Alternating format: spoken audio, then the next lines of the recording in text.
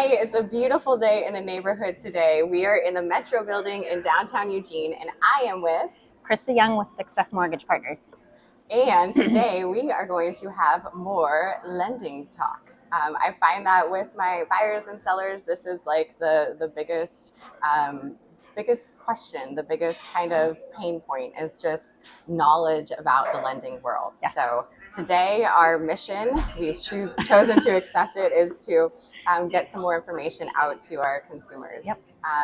And today I've kind of like asked and thought maybe we can talk a little bit about how we can help we like to help everyone in the real estate world. Yes. And how we can maybe serve a population that I tend to work with a little bit more, which is a downsizer population. Yeah. So one question that comes up a lot when I'm having like my calls with people and coffees and getting to know people is, hey Jess, like, where do I start? The last time I bought a house was 35 years ago. It was in, 1995. We've lived there since. It's been paid off for however many years. And, you have these really wonderful, competent adults that kind of just don't know where to go. Where the starting line is. So, what can I say to them? Yeah. Well, and from 95 to now, or even, 5 years ago from now, the lending world has really changed and the landscape of the products has really changed. So I actually have helped 2 couples buy houses relocating from California to Oregon, one last month to this in June. We're still in June. And each one has looked a little bit different, whether they're leaving Oregon and going to another state or coming into Oregon. Some people choose to, in the full, if they own their home completely, we still are going to do a pre-approval. We're going to talk about your end goals, like how quickly you're going to want to sell your departure residence. Sometimes people want to save it for like a rental or a second home. But if, everyone's situation is different, but we can utilize actually your equity in your current home to buy a new home here in Oregon or out of state if you're moving out of state as well. Oh, okay. So I have an idea. Say you're a realtor in Eugene, Oregon, and you have parents that live in Southern California. Yes, let's. and say, they could have bought their house, somewhere in 1995. Okay. Right?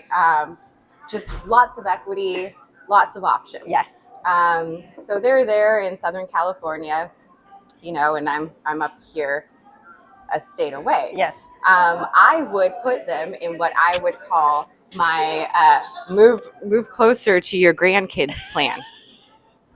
This is not even a downsizing plan. It's a grandkid plan. Yeah, it's a plan that's in a booklet that I have. It's well developed, and it literally exists. There's a whole build out for this plan. That's amazing. So it is. It's really amazing. I'm a planner, Mom and Dad. This is for you today.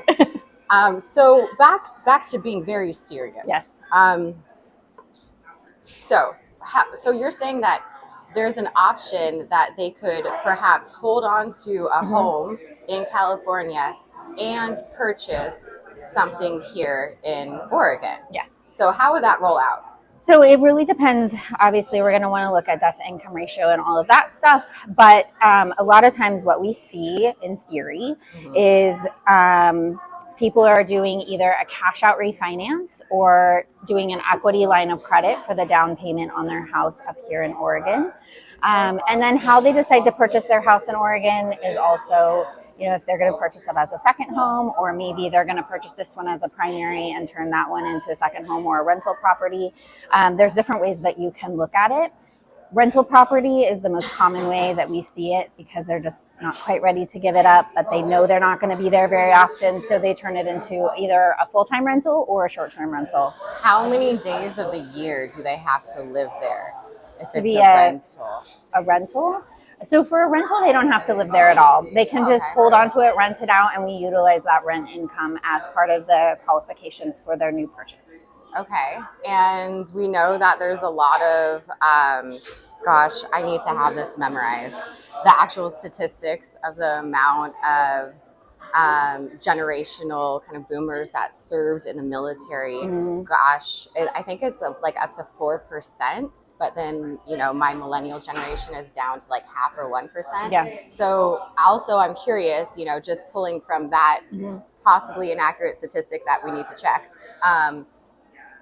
You know, can you utilize a VA loan in Yes. situations like that? Yes. So having more than one VA loan, the stereotype is that you cannot, but you actually can. There's a calculation that goes along with it, and that's where sitting down with myself or your trusted mortgage professional, they can do that and figure out exactly how much you can buy and still have a zero down payment. Okay. Yep. Okay. Yep. Cool. So 2 VA loans at a time is 100% possible. Okay. We're hearing 2 VA loans at a time is 100% possible. Yes. What else should be like a takeaway for relocating clients? So my clients that I actually just helped relocate into Idaho, they knew that this was going to be a really quick turn. So they owned their current home 100% free and clear. They wanted to move to Idaho, and so we looked at a bridge loan. And what a bridge loan does is it utilizes the equity. It is a more expensive option. Interest rate is higher. And then you pay it off with the knowledge that you're going to pay it off in under 12 months. Most of the time, they're paid off in under 6. So you're maybe only making one payment if your house is selling quickly. So that's always another option people can look at if they're just like, I just don't want a mortgage. I just found my dream house. I want to relocate over here.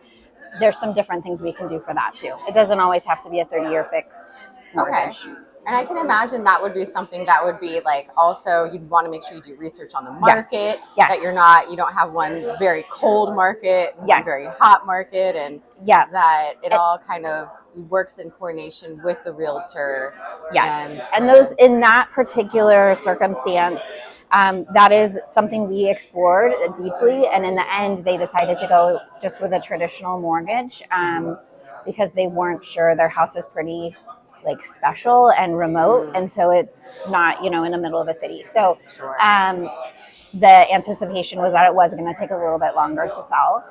But yes, that is where having like your trusted real estate team is extremely important so that you can talk to your realtor about actual time on market and just having a really realistic set of expectations. And then also having a mortgage advisor that's going to give you like the benefits, but also the cons of a different program as well. That's very important for someone to tell you the forecast of when there's cloudy days, not just the sunny days. Yes. The other side of the coin. Yes. All right. Well, cheers to you, Christa. Cheers. Yay. Cheers to you. Thanks for inviting me. Yeah, thanks for your hard work. I hope this was helpful. I'm going to put Christa's information in this video so you can reach out to her on your own if you want to.